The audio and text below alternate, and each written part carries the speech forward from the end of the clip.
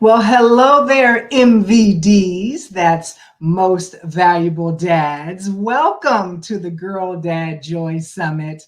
I'm Dr. Carmen, and as the Girl Dad Coach, I am your go-to PhD for learning the knowledge and the skill to effectively connect with your daughter so that you can protect her from modern day influences as she approaches adolescence and as she moves through adolescence.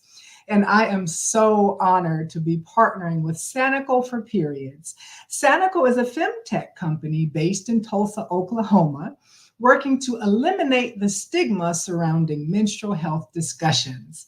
My friends at Sanical, that's Zakira and Roxanne and Chase, they've developed a range of creative initiatives and campaigns, including the Period Passport Book, the Black Menstrual Health Summit, and the Period Genie game on Google Play, where we are definitely in for a treat for this session of the Girl Dad Joy Summit because we have the amazing James Eddie White Jr. And I'm going to tell you a little bit about Eddie. He likes to go by Eddie before we bring him up to the stage. So guided by his parents, Eddie earned a bachelor degree in chemistry from the University of Georgia. As an ROTC cadet, he was recognized as a distinguished honor graduate and was commissioned into the U.S. Army as a chemical officer. While in the military, he earned the parachutist badge, airborne, the Bronze Star while deployed to Iraq, and was recognized as the Department of Army Staff Officer of the Year while working in the Pentagon, ultimately retiring after 28 years as a colonel. As a result of their intentional approach, Eddie and his wife Bambi raised two daughters who left the home as empowered, independent, and functional young women with high self-esteem and prepared for what life has for them. Both daughters have master's degrees, are excelling in their respective careers, recognize the importance of life balance, and are mentally, emotionally, and spiritually healthy. Eddie is an author, educator, and public speaker who has provided over 20 years of reflective experiences to help others be better leaders and parents.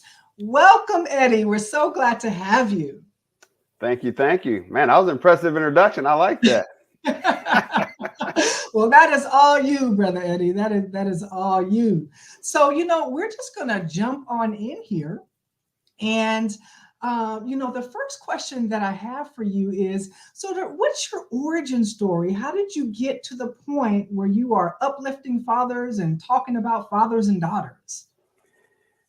Yeah, great question. And appreciate you inviting me and including me. This is a great summit, and I'm excited for everything that you're offering to all the dads, Carmen. And I would probably go back to about 1998.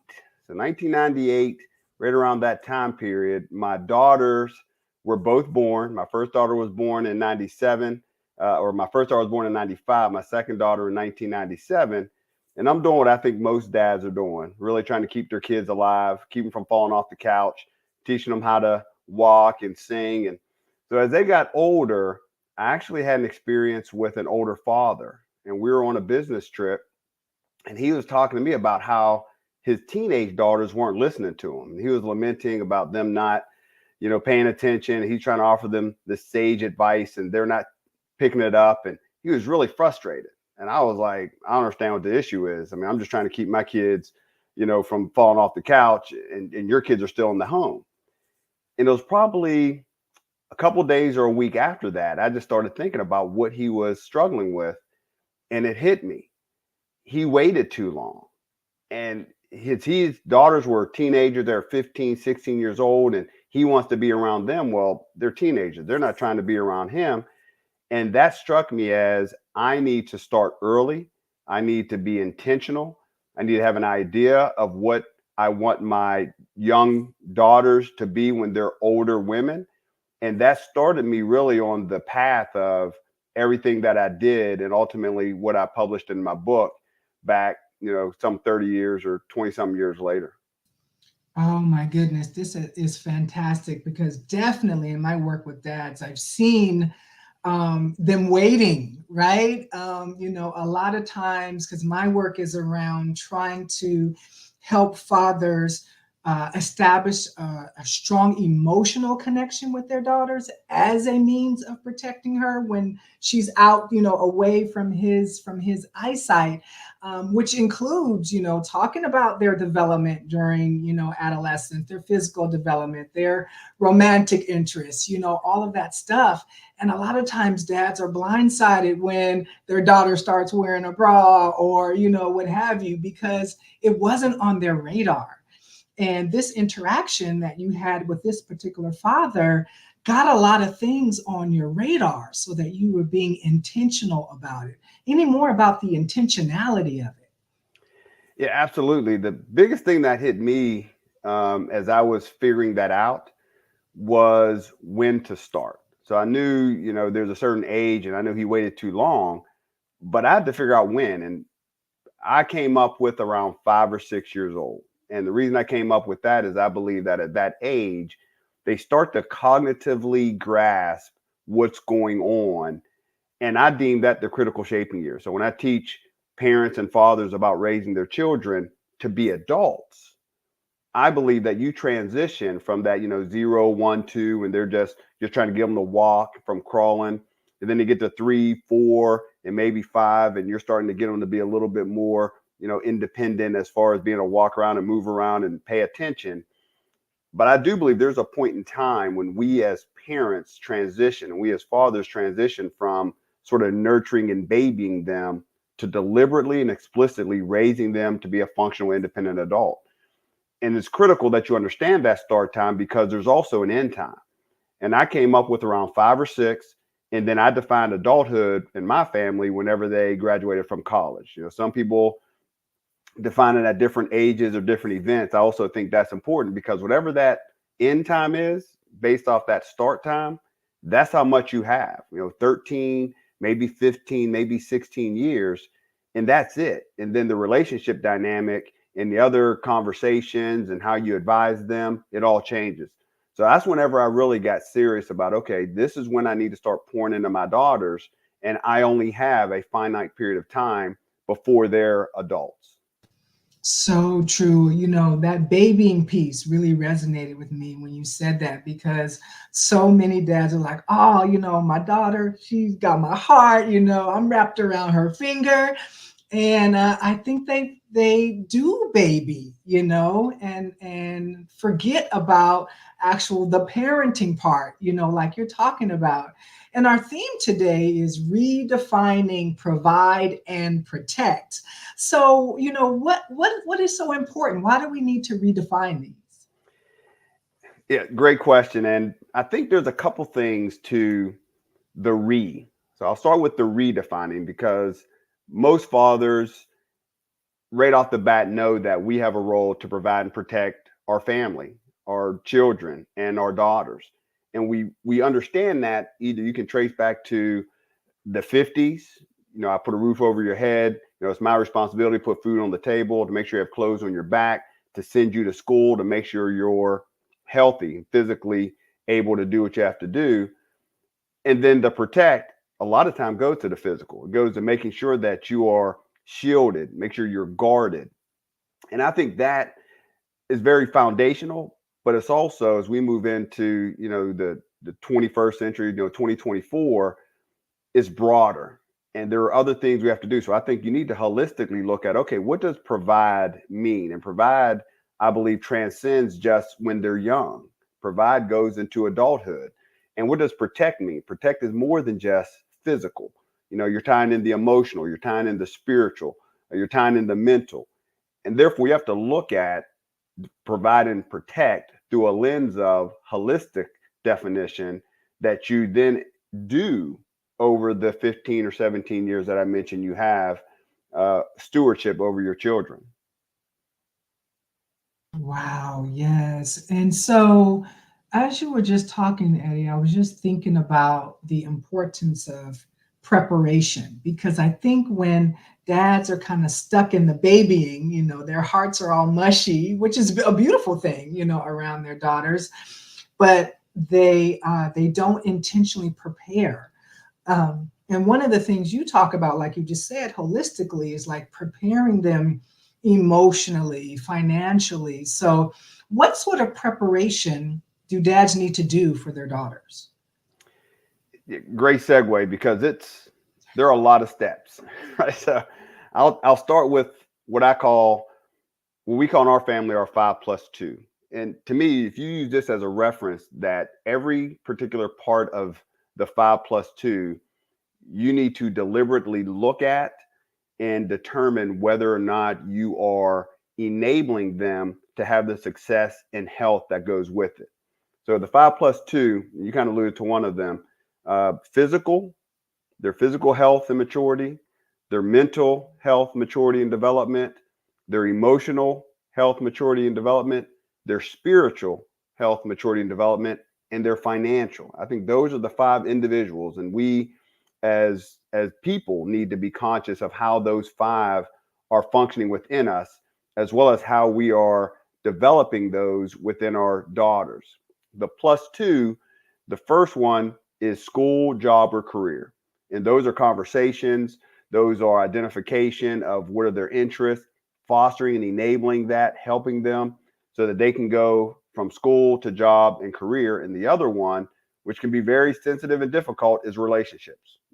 So those 5+2, as you're looking at how you're providing for your daughter to ultimately be a healthy, successful, empowered young woman, look at the 5+2 and then reflect upon how am I deliberately introducing opportunities to talk, teach it, instill it, foster it, reinforce it.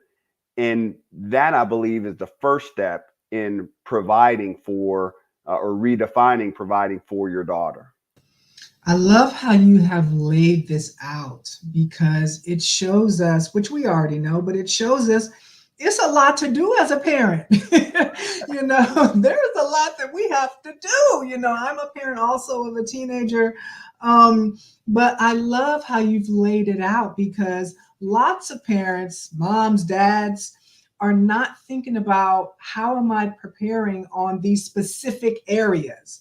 They might be thinking about some, but maybe they're not thinking about others. So this, the physical piece, like what am I doing there? How am I being intentional? The mental piece, the emotional piece, the spiritual piece, the financial piece. I know of very few parents who are doing like all of these things. And then you have the +2, like you said, the school, the job, the career. A lot of parents are there, they're focused on, academically what's happening for their kids. And then, ooh, Eddie, when it comes to relationships, this is a tough one for dads. Oh my goodness. This is really, really tough. They're fearful of, daughters eventually, having sex or getting caught up with, a person who's not healthy for them. So what can dads do to prepare their daughters for this whole relationship arena that you've identified? Yeah, so I'll take two angles on this one. The first one is the relationship between the father and the daughter. When you're talking about navigating into those external relationships, which I'll talk about in a little bit, first you got to look at the internal. And the internal is really where do you start with the foundation that you have with your daughter? And when I teach fathers and I talk about and I teach parents, I break up the timing, if you will, into a couple different phases. I believe you have the critical shaping years, which is that time period when you're actually investing in raising them to be an adult, from roughly 5 years old or 6 years old to about 12 years old. I believe that is the time when parents need to really pour in everything they can to their children. The children are most likely interested in being with the parents. It's not, it's still cool to be with the parents when you're single digits. They're listening. You have more time with them. That 5 to 12 critical shaping years is essential to build not only them up, but the relationships, the confidence, the trust, the communication with you as a father. Then you have the early teenage years, roughly about 13 to 15 or 16, before they start driving. That is obviously a difficult time for the kids. It begins the difficult time for the parents and raising teenagers. But you have to be very observant to what you're seeing, the changes. How's your communication? What changes are they having in other relationships and friendships? And then you have the late teenage years, where you're ultimately preparing them to be that adult. And now they're 17 or 18, even if you go into early years in college. And that's a different dynamic, a different interaction. So each one of those, that foundation starts from the critical shaping years, and you want to keep that communication line, that respect line, that belief that, you know what, I can call dad and I'll get good advice because he's been giving me good advice, and we have that relationship. So that's the first part of relationship building, the internal. Then you have the external, and this one can be a lot more complicated. And I'm gonna give an acronym, Carmen, if you don't mind, that I believe helps in some of the protection and also weds to relationship. And the acronym I use is SAD, SAAD. What I used with my daughters when they were younger was don't be sad. And so the S is for sex, no sex. The A is for alcohol, no alcohol. The other A is no abuse, physical abuse, sexual abuse, emotional abuse. And then the D is for drugs, no drugs, prescription drugs or illegal drugs. And I teach that because the elementary edition, don't be sad, when they're, probably when they're about 8 or 9, depending on what age you start talking about it, depending on what age you start, it comes up in conversations, because that also leads to, even though that those are fairly black and white, they also lead into relationship discussions. What's the male's perspective on relationships? How do you interact? How do you have a healthy one? And that goes into, obviously, the foundational stuff of building up their own self-esteem and self-confidence. But that don't be sad is a introductory term I use, what I call elementary don't be sad.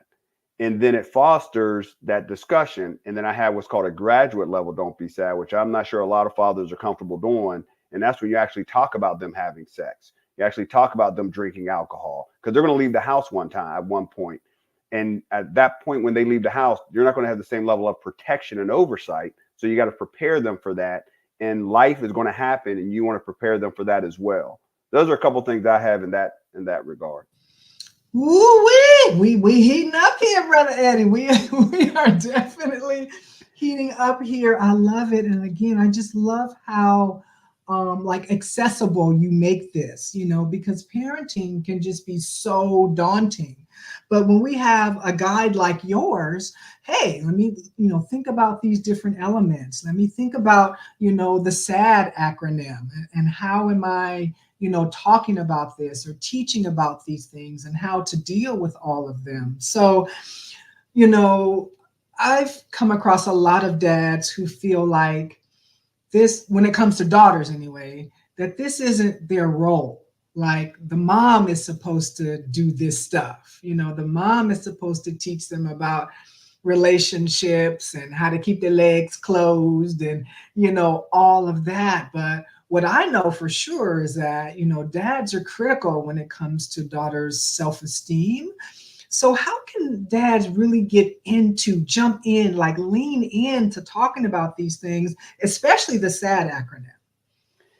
Yeah, it's really being available and being willing. I mean, it sounds pretty simple. It's like, of course, yeah, a lot of men, they kind of leave the room whenever it comes to certain conversations, or they kind of move in the back corner and let it go without them.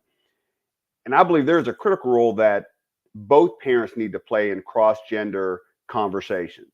If I was talking to women, I would say you need to be talking to your son about women's perspective on relationships and how he's treating her. If I'm talking to fathers, like, look, you know what men think. You know what you thought when you were a teenager. You know what games you ran when you were in college and how you try to manipulate situations, and the difference really between before having sex and after having sex. All those things which exist. And you also understand that most women are going to enter into that space with a man at some point. You have to be willing and available to have that conversation. My wife called me in to have a conversation about a given topic, then I can't say, no, man, you have it. I need to walk into that and understand that they're going to listen to what I'm saying on those sensitive topics. And the same thing about protecting them from abuse. Now, I'll tell you something. This, we can go where we want to go with this, Carmen, but I'll tell you, when I had my graduate level don't be sad discussion with my daughters. So at this point, I had talked about sex, alcohol abuse, and drugs in a fairly black and white perspectives, and we did things to try to keep them from being in situations and circumstances. When I had my graduate level, right when they left, before they left for college, after high school, first you got to talk, look candidly, did your daughter have sex before they graduated high school? A lot of men, you don't want to go down that road, but did they or did they not? Because that sets the conversation for the graduate. Okay, you're going to have sex. And when we got to the part about abuse, I told my daughters, I said, look, if you're in a situation where there's physical abuse, in my view, it's a life or death situation. You need to have a mindset that you're going to literally kill the person who's trying to assault you, because that way you take out the he said, she said, which you've heard. And we were having very frank conversations about things that I understood could potentially happen. I pray it would never happen, but it may happen. So you need to take ownership that you're providing that information from a male's perspective that they may not otherwise get if you don't do that. So being accessible and being willing to do that, you have to build up that internal fortitude in order to have those conversations happen, because they're not going to initiate them with you. There's certain conversations you have to initiate with your children, with your daughters, or you need to be willing to go into the space if it's already initiated. Yes, yes, because I know so many dads are uncomfortable, they're fearful, or they don't know what to say, or they're scared they're going to say the wrong thing. So, do you have any tips for how dads can just get started? Of course, it might, matter depending on how old their daughter is, but like, how can they just get past the hurdle of feeling uncomfortable talking about it and just get on in there with it? Absolutely. One of the things that we did, and this is about being proactive, and I had what I call life nuggets. And life nuggets was something I introduced when the kids were really young, maybe 5 or 6. One of the first ones I did, because one of the philosophies or long range goals I had was self-esteem. It was something that attracted me to my wife. I thought it was important that my girls had self-esteem. And I created this term where when they heard the term, they knew daddy was going to talk. They knew I was either going to bring the whiteboard down, I was going to sit at the dining room table. We're going to go in the living room or the dining room, or sometimes they will come into the bedroom on Saturday mornings. But when I said I have a life nugget as a precursor, the family knew, my kids knew, okay, this is going to be something dad's going to talk about life. And what that created was this natural comfort and expectation that I'm going to be talking to them. Now, they didn't ask me, Dad, can you give me a life nugget? I was the one who said, and it could be every 6 months, it could be every 3 months, it could be, randomly when they got older, if something came to mind. But come up with a list of things. It doesn't necessarily have to be about sex, alcohol, abuse, and drugs. What are the list of things that you really want to talk to your daughters about? And make that something that they get comfortable receiving from you, which, get you comfortable giving it. And you create the environment. I teach something about time, place, and space in some of my classes. And that is create the time to have the conversation, whether it's 15 minutes or 30 minutes. Don't want to have a 30-minute conversation. It's 3 minutes before you're walking out the door. Create the time, create the space where you can have it. Really create the place you could have it, because the space is the mental space. The space is your mental space, their mental space, that you can actually have the conversation. So time, place, and space. And as you get comfortable doing that over time, then when you get to the more sensitive topics, you can pre-write it down. You can create a life nugget on that. And if you want to bring your wife in, or your co-parent in to maybe initiate it and get their perspective, so you're not thinking about whatever it is, but you need to get to the point over X number of years where you feel comfortable initiating certain topics with your daughters that you can pour into them, even the ones that are uncomfortable. So go comfortable first. That way you can get to uncomfortable second. There's a couple things that come to mind as you were talking. One, a lot of times I'll talk with dads and they're like, yeah, I had the conversation. I had to talk. And what you're talking about is this is a series of talks, right? This is family culture, that you are creating this culture, of conversation and talking about these life nuggets. This is not like a one time I sat him on the couch and we we had a conversation about that. So the other thing that came to mind is in order to be present like this, like I mean like emotionally present, to do this work, parents, dads got to be taking care of themselves. They got to be taking care of themselves on those 5 planes that you gave us earlier, right? And it can be hard. Dads are working or what have you. Some are working, a couple jobs or what have you. So what suggestions might you have for dads to take care of themselves so that they can be present to engage in these kind of conversations with their daughters? Really good question, and that's a challenge that a lot of adults have and a lot of parents have, obviously. And now it comes into how are you managing your time? How are you managing your energy, which is really important? And then the third one, as far as lifestyles, how are you managing your money? But in this one, it's about time and energy. And when you have priorities, and as far as what you want to do, when you want to get it done, you got to really self reflect upon, are you actually fulfilling those priorities? Because if you're fulfilling those priorities, then you can get to what are my priorities.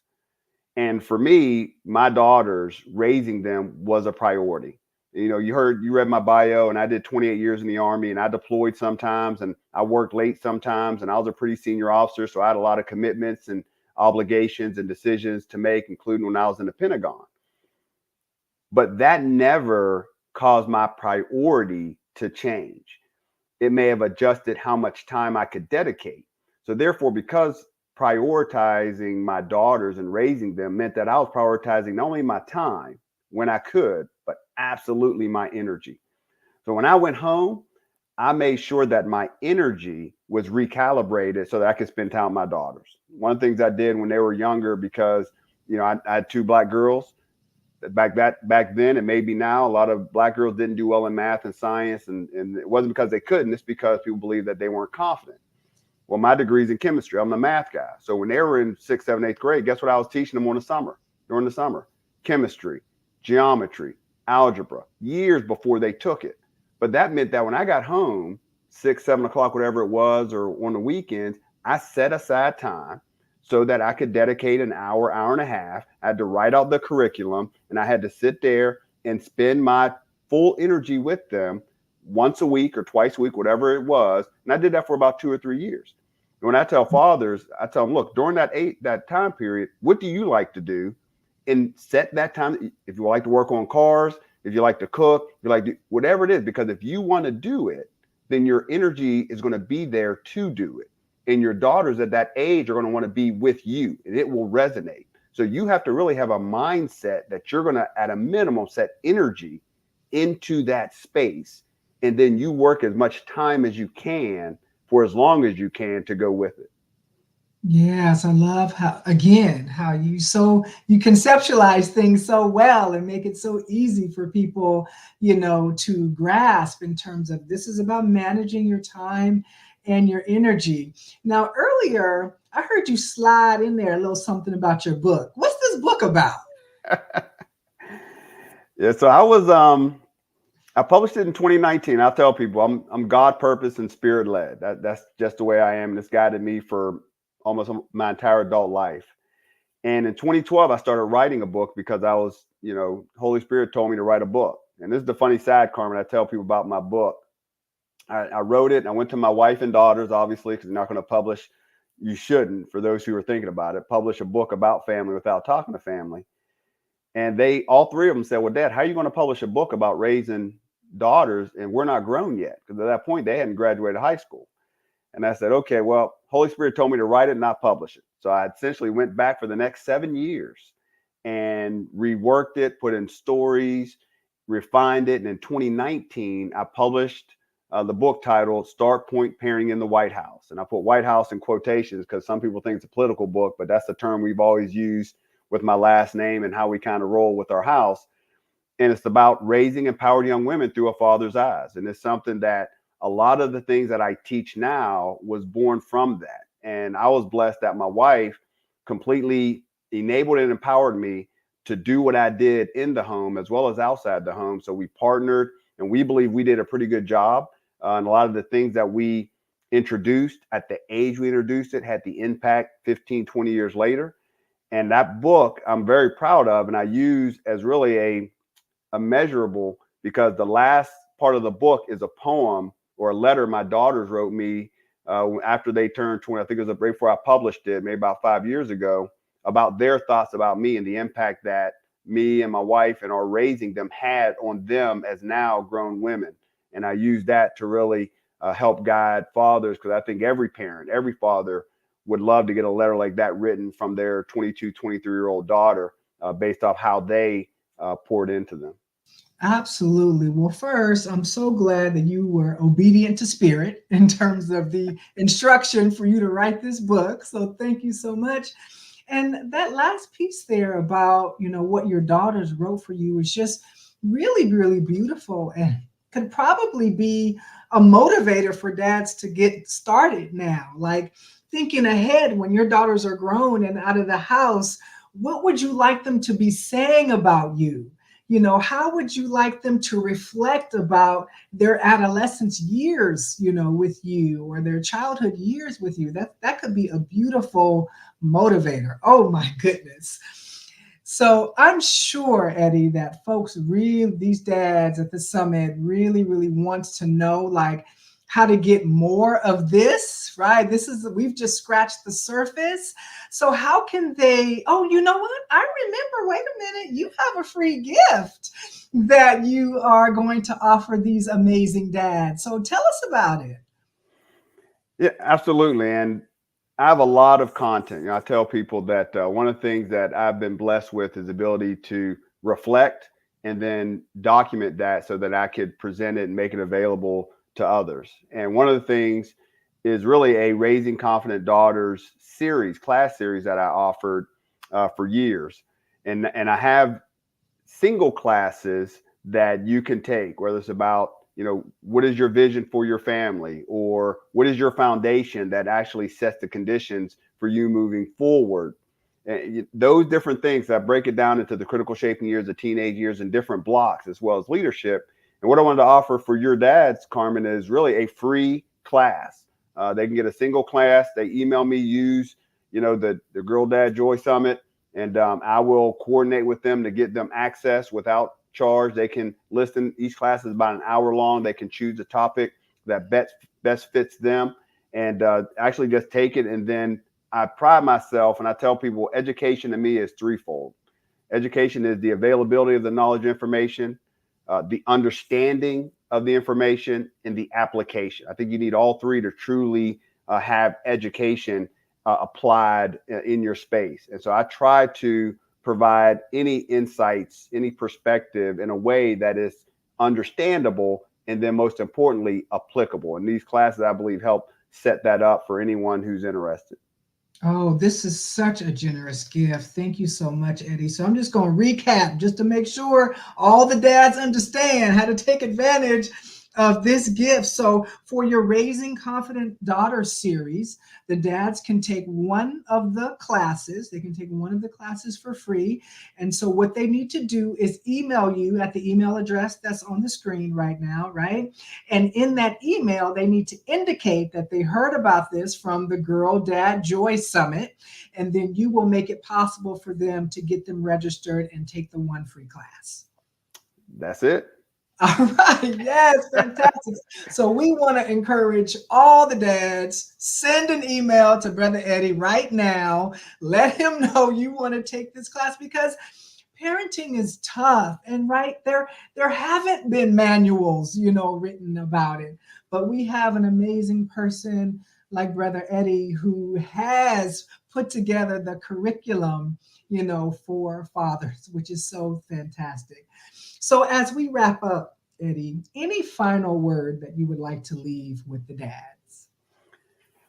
I think the last thing I would say for any father listening, and you have daughters, and you know that girls are different than boys. They write books about it, and I would say understand that you have a critical and powerful role in the trajectory that your daughter is going to travel. And the most important thing for you is to be present. I call it being all in, which means when you're in their space, you're mentally, physically, and emotionally present. And spend time thinking about where you want them to be as a young adult. What are the characteristics and attributes that you want them to have? And then how do you help cause that to happen? And you should be thinking about that more than just when you're at the house. You should be thinking about that when you see a show, if you watch a movie, if you're at work. If you see something that you think can be of value to your daughter because it's something that they may have to deal with, take a note, think about how you can do it, create the conversation or the opportunity, and let them know that this is something that you're thinking about.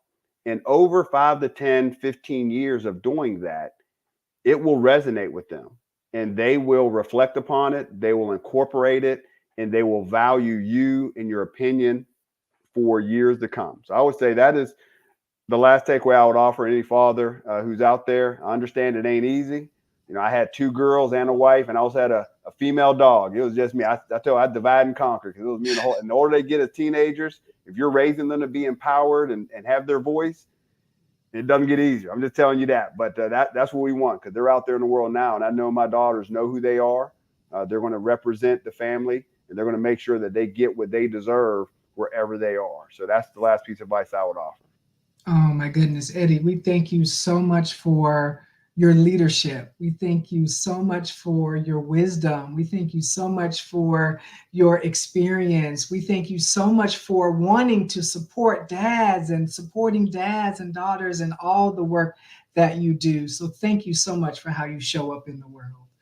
Oh, thank you. Thank you, Carmen. Appreciate it. It was great spending time with you as well. This is a great summit. I know so many fathers are going to learn so much and take away a lot from it. Absolutely. All right. Bye bye now.